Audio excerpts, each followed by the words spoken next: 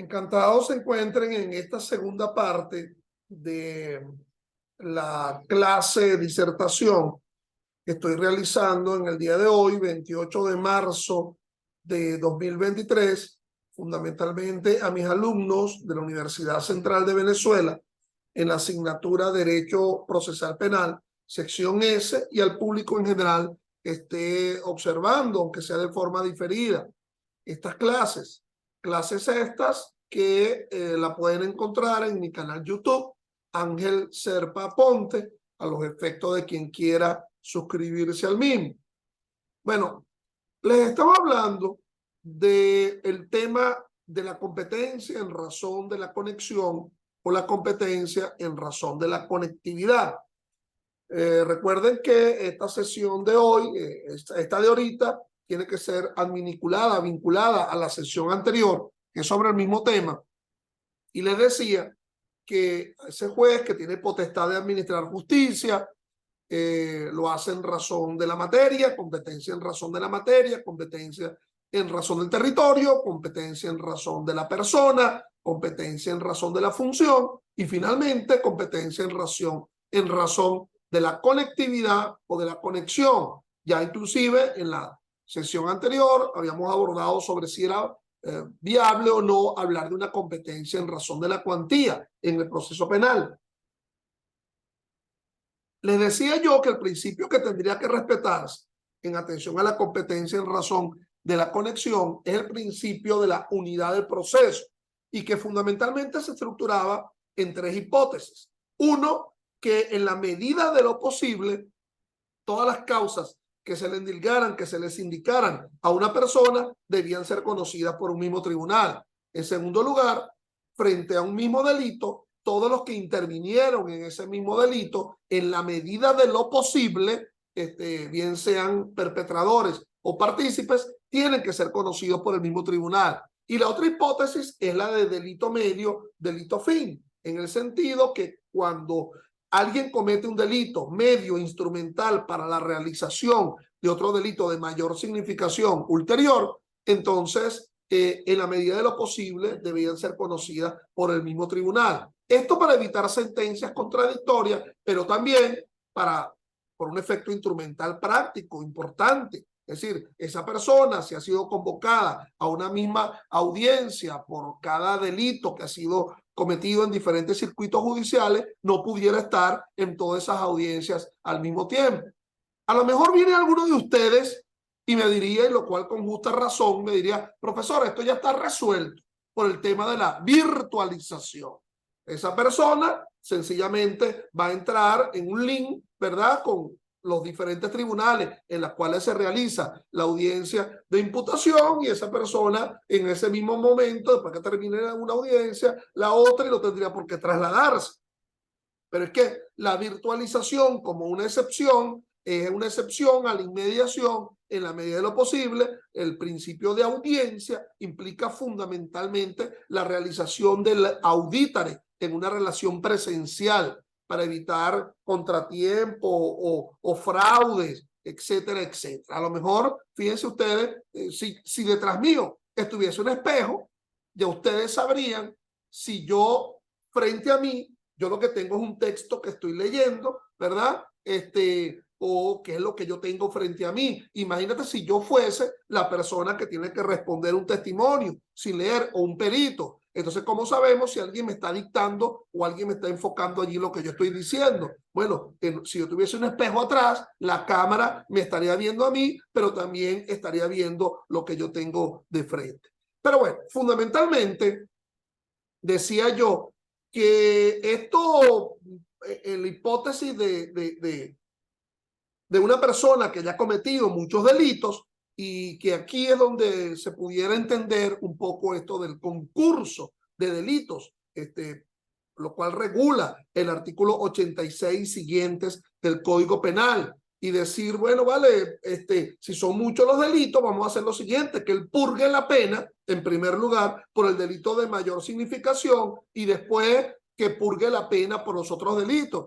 Entonces, 27 años por homicidio, 14 por violación, qué sé yo, 8 por hurto, habiendo sido responsable, encontrado responsable por esos delitos. Si así fuese patológicamente, entonces estaríamos violando al principio constitucional y también descrito en el Código Penal, en el sentido de que nadie se le puede imponer una sanción que supere a los 30 años. Entonces, es por ello, ¿verdad?, que aquí, en la medida de lo posible, se trata de que la hipótesis del concurso de delitos de una vez sea decidido por el tribunal de juicio que esté asumiendo el debate frente a la causa en la cual alguien es acusado.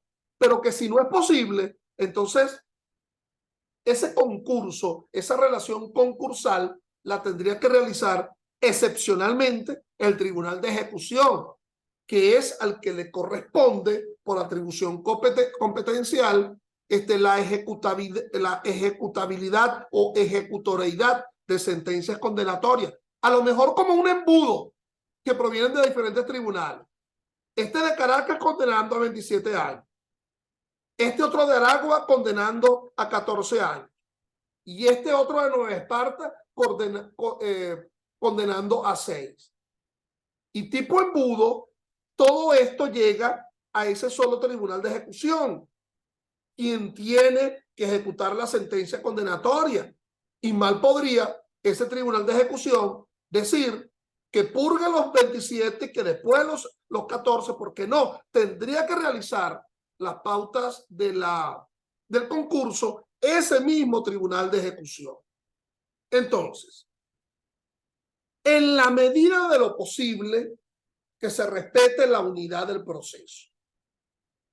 Cuando no es posible que se respete la unidad del proceso, sacamos una tijera, gráficamente hablando, y cortamos esa causa, y es lo que se conoce en teoría procesal el rompimiento de la continencia de la causa. Es decir, el rompimiento de la continencia de la causa sería una excepción al principio de la unidad del proceso. Y ello está regulado expresamente en el propio Código Orgánico Procesal Penal, estas hipótesis. Entonces, si es posible unificar todas las causas en un solo tribunal, esto se denominaría acumulación. ¿Okay? Acumulación. Se acumulan las causas. Si no es posible, separamos esas causas por vía del rompimiento de la continencia de la causa. Entonces, fíjate, en la primera hipótesis, eso de que esta persona esté siendo conocida por un mismo tribunal, por todos los delitos cometidos por esa misma persona, tendríamos que atender al tribunal que acumula todas esas causas si todas las causas se encuentran en la misma fase procesal. Si no se encuentran en la misma fase procesal, es imposible la acumulación. Tendría que darse el rompimiento de la continencia de la causa. A ver, en Apure, el delito cometido en Apure, apenas se dio la imputación, la audiencia de imputación, y lo privaron de libertad, y ahora hay que esperar 45 días para que el fiscal presente un acto conclusivo. Si presenta la acusación, tendríamos una nueva fase, conforme a la clase anterior, que sería la fase intermedia. Por cierto, que como ustedes bien saben, tanto la fase preparatoria como la fase intermedia la lleva el mismo tribunal de control. Pero el delito que ese señor Pedro Pérez cometió en Araguas ya está en fase intermedia, porque esa violación que cometió en Aragua ya se presentó la acusación. Nos encontramos en fase distinta, una en fase preparatoria y otra en fase intermedia. La acumulación no podría ser posible. Y supongamos que el tercer delito que la persona cometió está siendo ya en pleno juicio. con mucho menos razón. Es un tribunal distinto, el tribunal de juicio, en funciones de juicio. Y supongamos que esta joyita cometió un cuarto delito, que ya está siendo ejecutada su sentencia. Aquí es imposible que se dé la acumulación, es imposible que se dé la unidad del proceso y por lo tanto vamos a tender al rompimiento de la continencia de la causa. Me dirán algunos de ustedes, profesor, pero supongamos que los 4 delitos que esta persona cometió, los 4 en tribunales de diferentes circuitos, están en la misma fase, en la fase preparatoria. ¿Ok? Todavía no se ha presentado un acto conclusivo de la fase preparatoria para ingresar en la fase intermedia. Y aquí surge la necesidad de la acumulación. Hay decisiones allí del Tribunal Supremo en el sentido de que la acumulación solo es posible una vez que se haya presentado acusación, porque con la acusación es que se delimina definitivamente si existe una pretensión certera, ese fundamento serio de lo que nos habla el encabezado del artículo 308. Pero supongamos que se pudiera dar una acumulación previo a la acusación, en fase preparatoria. Entonces, ¿quién atrae la competencia? ¿Quién acumula? Bueno, hay 2 factores que son importantísimos. El primer factor sería el factor de la dimensión, de la importancia del delito. Es obvio que la importancia del delito radica un tanto en qué bien jurídico desprotege la conducta, el supuesto de hecho presente en el delito. Delitos contra la persona, evidentemente, es de mayor significación que un delito contra la propiedad, y de delitos contra la persona, un homicidio de mayor significación que un delito contra la libertad sexual. Pero aquí hay bemoles, ¿verdad? Porque hay muchos delitos que uno pudiera preguntarse, bueno, delitos contra la cosa pública en función de una estafa agravada. Pareciera que cosa pública tiene mayor, es superlativo como bien jurídico a proteger, ¿verdad?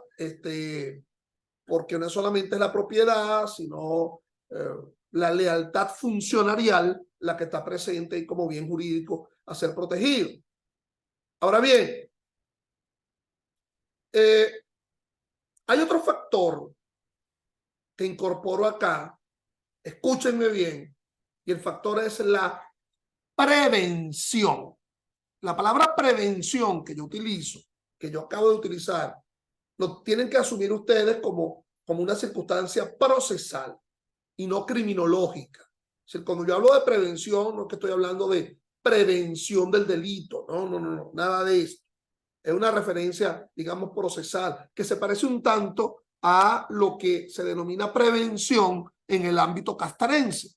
En el ámbito castrense de los cuarteles, etcétera, cuando ustedes escuchan la palabra prevención, es el primer sitio en donde ingresa alguien que está de permiso, que está, creo que lo llaman permiso, y que ingresa al establecimiento militar. ¿Qué tiene que ver esto con el proceso? Bueno, la prevención sería el primer acto de procedimiento. El primer acto de procedimiento que asuma un tribunal, ese primer acto de procedimiento le concede la competencia, atrae la competencia, le previene al conocimiento de la causa. Si ese tribunal fue el que libró la orden de aprehensión y lo hizo el 1 de abril, bueno, en sincronía perfecta, 1 de abril es antes que 5 de mayo. 1 de abril ocurrió antes que 5 de mayo y por lo tanto ese tribunal que conoció el 1 de abril atrae la competencia. Pero hay que ver si realmente está conociendo el delito de mayor significación. Entonces, eso para resolver el primer tema de un delincuente, un acusado, un procesado, varios delitos. La segunda hipótesis para la unidad de proceso, que en ese delito intervengan muchas personas. Por eso es que esta competencia en razón de la conexión se explica después de haberse explicado las 4 anteriores. Porque fíjate que en la primera hipótesis estaríamos dejando de lado el tema de la competencia territorial, sería una especie de excepción a la competencia territorial en función de la conexión o conectividad. Así será la importancia de la conexión o conectividad que surge la necesidad de la acumulación en un solo tribunal para evitar sentencias contradictorias y para dinamizar un tanto el proceso. En la segunda hipótesis les decía yo de una persona, perdón, un delito, varios intervinientes. Aquí lo que se estaría afectando sería la competencia en razón de la persona. Vamos a suponer que muchos intervinieron en ese hecho. Uno es un menor de edad, el otro es un alto funcionario público y el otro es un adulto. Entonces, cada uno tendría su competencia personal. El menor de edad sería el sistema penal de responsabilidad de adolescente. El funcionario público, el alto funcionario público, sería la sala plena del Tribunal Supremo de Justicia, y el adulto que no tenga ningún fuero será ese tribunal ordinario. Y a lo mejor pueden ocurrir sentencias contradictorias. El del sistema penal de responsabilidad de adolescente absolvió al adolescente que participó en el mismo hecho como un adulto, con un adulto. Bueno, allá en el sistema penal fue ineficiente el fiscal del Ministerio Público en demostrar en hechos, y aquí fue eficiente ese fiscal. Los jueces no pueden convencerse con la sentencia de otros. Es decir, el convencimiento es un convencimiento por inmediación frente a la prueba directamente, y no convencerse porque sobre el mismo hecho otro tribunal haya decidido de una determinada forma. ¿Qué sé yo? Vámonos con un ejemplo rápido, somero, casi rastrero, que siempre expongo en mis clases. El tipo que es socio en una joyería y le dice a alguien: mira, yo siento que el socio mío a mí me está esquilmando, me está robando, me está caribeando ahí los proventos de la sociedad que tenemos. Yo te voy a dar la clave de ingreso de la puerta a la joyería para que tú ingreses a medianoche, ¿verdad? Y te lleves una joya y entonces la compartimos después.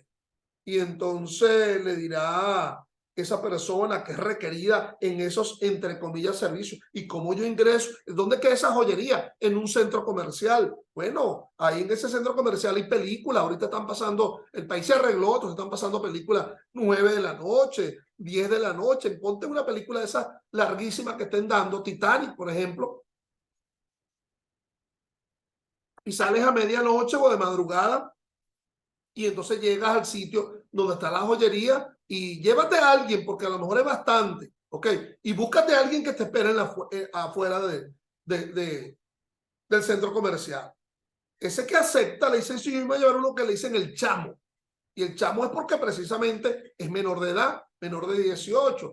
Y van y se ven la película Titanic y salen llorando allí, yo no sé, una escena final un tanto esquiva, ¿no? O sea, ¿cómo se llamaba? Rose se llama la protagonista, y Jack. O sea, bueno, podría haber sobrevivido Jack flotando en la madera, y Rose nadaba y después se montaba de nuevo y así sobrevivía. Pero bueno, casos que no vienen, anécdotas, spoiler, que no vienen al caso.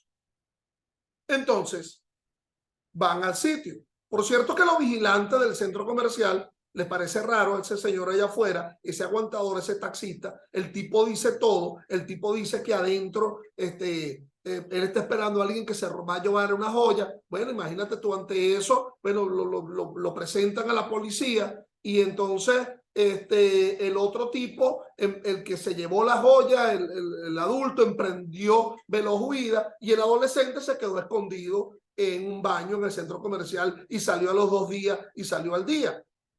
Al taxista primero lo llevaron al Tribunal Primero de Control de Caracas. Al otro lo iban a llevar, pero fue electo como alto funcionario público en unas elecciones. Lo nombraron diputado para un partido que se llama... No vamos a estar hablando de partido. Bueno, entonces ahora es un alto funcionario público. Y ustedes me dirán: ajá, pero cuando cometió el delito no era alto funcionario público. Como te di en la clase, el fuero está en la condición de procesado. Es decir, cuando es procesado, no al momento de cometer el hecho. así como lo deja el sistema penal de responsabilidad de adolescente. Cuando era adolescente fue que cometió el delito. Entonces ahora es un alto funcionario público que lo va a asumir la sala plena. Y el adolescente, ese que se escondió en el baño, lo va a conocer el sistema penal de responsabilidad. Aquí es imposible hablar de la unidad del proceso, porque existen fueros distintivos que son de mucha importancia y que vienen desde antes de esta competencia en razón de la conexión. Aquí tiene que darse el rompimiento de la continencia de la causa. En la última hipótesis, delito medio, delito fin. Bueno, el cuarto de control está conociendo el delito de alteración documental o falsificación documental. Y el octavo de control está conociendo el delito de estafa, porque se utilizó para un ardid, para engañar a alguien, el documento falsificado o alterado, que en sí mismo era un delito y que lo estaba conociendo otro tribunal. Tendría que darse la acumulación. Amigos, este proceso de acumulación, para respetar el principio de la unidad del proceso, a veces trae sus desencuentros, a veces trae sus conflictos. Y aquí hablamos de los conflictos competenciales. Creo que en otra oportunidad analizamos el tema. Los conflictos competenciales pueden ser de dos tipos. Conflictos de conocer. Todos los tribunales quieren conocer esos hechos. O conflictos de desconocer. Ningún tribunal quiere conocer porque no se considera competente. En los conflictos de conocer, la manera de procurar la acumulación es por vía del reclamo. Reclamo la competencia. Reclamo la competencia. El tribunal que la reclama, el que extiende su mano, se llama tribunal reclamante. El tribunal ante el cual se le reclama la competencia de la causa sería el tribunal reclamado.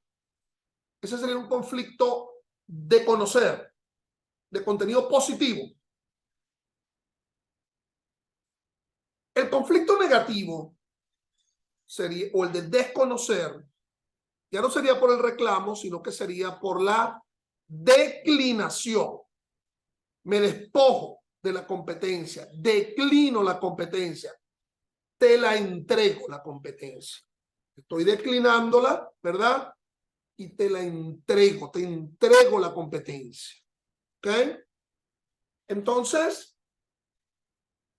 eso será declinatoria o reclamo de la competencia. El tribunal declinante, el que se despoja de la competencia, lo sería frente al tribunal declinado. Estos conflictos de competencia pudieran darse por cualquiera de las competencias: materia, territorio, función, conexión. El delito se cometió en Loma de Níquel, autopista regional del centro, estado Aragua, y lo está conociendo el Tribunal de Caracas, pero el Tribunal de Aragua también reclama la competencia. El delito se cometió en Soledad, estado Anzoátegui, y se dice que es el Tribunal de Control de Barcelona o del Tigre, de esa extensión, el que va a conocer la causa. Pero la reclama también el Tribunal de Control de Ciudad Bolívar, imagínate, de otro circuito. Entonces, alguien tiene que resolver estos conflictos competenciales. Y quien lo va a resolver es el superior común de los tribunales conflictuados. ¿Quién es el tribunal superior común? Bueno, quien está por encima en la estructura procesal, competencial de los tribunales que están conflictuados en una declinatoria o en un reclamo. Si es el cuarto de control de Caracas versus, porque es como una pelea, una competencia, versus el tribunal segundo de juicio de Caracas, el superior común es la Corte de Apelaciones Ordinaria de Caracas. Esa va a resolver a cuál de los dos se le asigna la competencia de la causa. Oye, lo que se trata es de ver cuál de los dos va a realizar la audiencia de prueba anticipada. Y el Tribunal de Control dice, yo declino la competencia al Tribunal de Juicio porque ya yo, como dicté el auto de apertura, ya yo agoté la competencia. Y el Tribunal de Juicio indica, no, tiene que ser el Tribunal de Control porque yo lo que voy a conocer es el juicio oral y público y no una audiencia de prueba anticipada, que conforme al 289, según ese decir, le corresponderá al Tribunal de Control. Bueno, eso lo resolverá la Corte de Apelaciones. Dirá, es cierto que el código establece que el 289 le asigna la función de la audiencia de prueba anticipada al Tribunal de Control, pero como él agotó la competencia con el dictado del auto de apertura a juicio, va a tener que excepcionalmente el Tribunal de Juicio realizar la audiencia de prueba anticipada.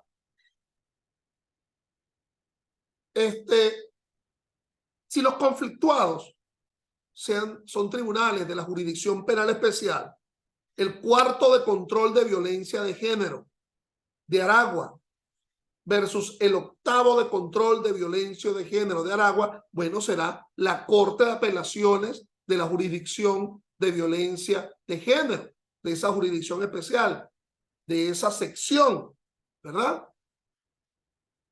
Asimismo, si los tribunales conflictuados sean de la jurisdicción militar, le corresponderá a la Corte Marcial, que tiene competencia en todo el ámbito nacional. Se me olvidó un tanto decirle eso cuando hablábamos de la... No, sí lo dije, cuando hablábamos de la competencia en razón de la persona, que la Corte Marcial, que sería la alzada en la jurisdicción penal militar, tiene ámbito en toda Venezuela. No existe la Corte Marcial de Aragua, la Corte Marcial de Anzoátegui. ¿Qué más? Pero si los tribunales conflictuados son de circuitos territoriales distintos, el de Aragua con respecto al de Caracas, no hay un superior común porque la Corte de Apelaciones de Aragua es distinto a la Corte de Apelaciones de Caracas, pero más arriba sí hay un superior común, que sería la Sala de Casación Penal del Tribunal Supremo de Justicia, quien resolverá ese conflicto competencial. Por lo tanto, ya vemos que la alzada en el proceso penal venezolano no solamente va a resolver los recursos, la fase recursiva, la apelación o el recurso de casación, sino que también asumirá la resolución de conflictos competenciales.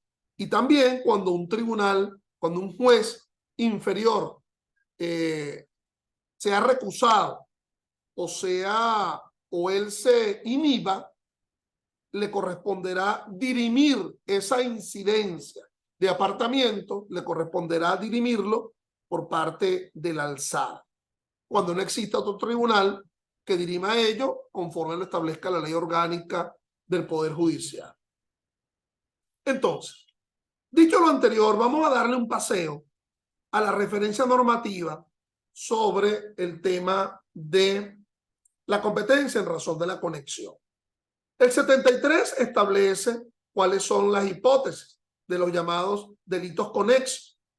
En primer lugar, numeral 1, aquellos en cuya comisión han participado dos o más personas cuando el conocimiento de las respectivas causas correspondan a diversos tribunales. Los cometidos por varias personas en tiempos y lugares diversos, si han procedido de concierto para ello o cuando se hayan cometido con daño recíproco de varias personas. Era la hipótesis que yo manifestaba con anterioridad. Luego viene la segunda, delito medio, delito fin. El numeral 2 del 73 del COP. Los cometidos como medio para perpetrar otro, para facilitar su ejecución, para asegurar al autor o autora o a un tercero el pago, beneficio, producto, precio, ofrecido a cualquier utilidad. Tercero, los perpetrados para procurar la impunidad de otro delito. Bueno, muchos ejemplos estarían allí presentes. Estaría el delito de encubrimiento, por ejemplo. Estaría también, como lo establece la ley orgánica contra el secuestro y la extorsión, una de las hipótesis del secuestro agravado, que sea para asegurar la impunidad de un delito que haya sido cometido con anterioridad. ¿Ok? aquellos en que la prueba de un delito o de alguna circunstancia relevante para su calificación influya sobre la prueba de otro delito o de alguna de sus circunstancias. No pueden, es decir, está el cúmulo de pruebas que permite sustentar uno y otro, y esa prueba la tiene bajo el conocimiento de un tribunal. Por lo tanto, no es que préstame tu prueba, así como quien va, préstame una tacita de azúcar, ¿verdad? Un vecino al otro. No es que préstame tu prueba, no. Si la prueba está ubicada dentro de una determinada comunidad probatoria, tiene que darse esa conexidad para que se verifique la unidad del proceso. Entonces, fíjate el 74. El conocimiento de los delitos conexos corresponde a uno solo de los tribunales competentes. No podrá haber más de un tribunal en la medida de lo posible. Por ello es que hablamos de la unidad del proceso. Y entonces, nos dice el 74 del COP, son tribunales competentes según su orden para el conocimiento de la causa por delitos conexos, el del territorio donde se haya cometido el delito que merezca mayor pena. Entonces, fíjate que irrelevantemente de la competencia territorial, ese donde se comete el delito de mayor significación en atención al bien jurídico que está siendo desprotegido por el delito, en principio será el competente. 2. El que debe intervenir para juzgar el que se cometió primero, en el caso de los delitos que tengan señaladas igual pena. Esto no es más que la prevención que les hablaba yo con anterioridad. Fue homicidio en Aragua, fue homicidio en Caracas y fue homicidio en Anzoátegui. Ambos tienen la misma pena. Entonces, quien primero asumió la prevención atrae la competencia. Ese quien asumió primero, va a ser el competente.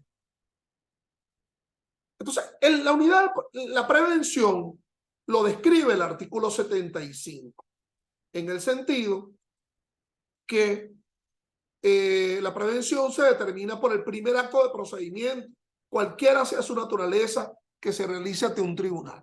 Esto hay que verlo con cierto bemol. Cualquiera sea su naturaleza, no, porque el Tribunal Supremo ha decidido que tiene que ser actos de acción o actos decisorios. Es decir, actos donde surge una decisión de un juez o actos donde se impulse un proceso, y que no los actos de defensa, como por ejemplo el nombramiento de un defensor a los efectos de poder acompañar al imputable a la audiencia de imputación en sede fiscal. Ese nombramiento no se configura un acto de prevención a los efectos de atraer la competencia ante ese tribunal en donde se nombró. Unidad de proceso. Aquí se esbozan las hipótesis que les he mencionado. Por un solo delito o falta no se seguirán diferentes procesos, aunque los imputados sean diversos.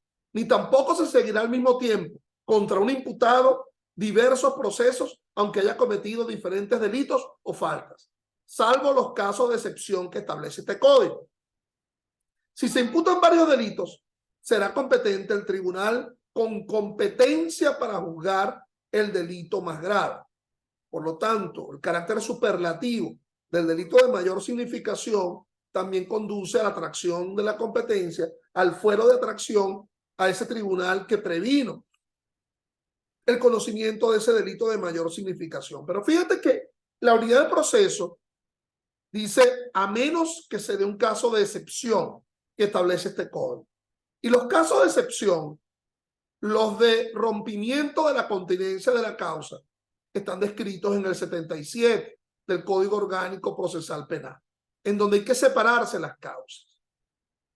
En aras del tiempo vamos a tratar de leerlo lo más breve posible. Una, cuando alguna de las imputaciones que se han formulado contra el imputado o contra alguno de los imputados por el mismo delito sea posible decidirlas con prontitud en vista de las circunstancias del caso, mientras que la decisión de las otras imputaciones acumuladas requieran diligencias especiales. Bueno, varios cometieron ese mismo delito, pero uno solo, el que fue aprehendido. A los otros lo están buscando. Entonces, como no puede haber ese procesamiento en ausencia, vamos entonces a dinamizar la causa con respecto al que ya se tiene. O ese que ya se tiene decidió admitir los hechos y por lo tanto los otros han decidido no admitir los hechos y dirán, no, pruébame mi condición de responsable, que pase la causa a juicio. Pero entonces vamos a sentenciar con respecto al que ya admitió los hechos. Ahí se da el rompimiento de la continencia de la causa, es decir, como una excepción a la unidad del proceso. 2 del 77. Cuando respecto de alguna de las causas acumuladas se decida la suspensión condicional del proceso. La suspensión condicional del proceso, mis estimados, es una de las 3 alternativas a la prosecución del proceso y está regulada en el artículo 73 del Código Orgánico Procesal Penal. Alguien decide admitir los hechos con miras a que se le suspenda el mismo porque él quiere cumplir con un régimen de prueba, con una serie de condiciones que en aras de la posibilidad de rehabilitación del procesado, en atención al 272 de la Constitución, es posible hacerlo, siempre que sea por los delitos que describe el artículo 43, delitos menos graves, y cuando esa suspensión la haya acordado el procesado, que la admite la víctima, el fiscal del Ministerio Público y el propio juez. En la espera del si él cumple con esas condiciones, se rompe la unidad del proceso y estamos ante un rompimiento de la continencia de la causa. 3. Cuando se aplique a alguno de los imputados el supuesto especial establecido en el artículo 40 de este código. Esto significa que él delató, y si su delación es eficiente frente a otro, entonces a él ya de una vez se le puede sentenciar rebajándosele la mitad de la pena porque fue eficiente en lograr la delación de otro. Allí sí es posible que se anteponga, ¿verdad?, la condena a ese delator. Cuando exista pluralidad de imputados y la audiencia se haya diferido por inasistencia de alguno de ellos o de ellas, uno está privado y el otro tiene una medida cautelar, pero el otro no se presenta ante el tribunal. ¿Y hasta cuándo vamos a estar esperando al que siempre se ha presentado? Entonces allí tiene que darse el rompimiento de la continencia de la causa. 5. Cuando se trata de delitos contra las personas que causen conmoción por su grado de crueldad y la pena aplicable a una de esas causas sea de 30 años de prisión. Ante ello, definitivamente no hay por qué seguir en la espera y se asume la dinamización de esa causa. Fuero de atracción, 78. Si alguno de los delitos conexos corresponde a la competencia del juez ordinario y otro a los jueces especiales, el conocimiento de la causa corresponderá a la jurisdicción penal ordinaria. Entonces, la jurisdicción ordinaria atrae la competencia frente a los especiales.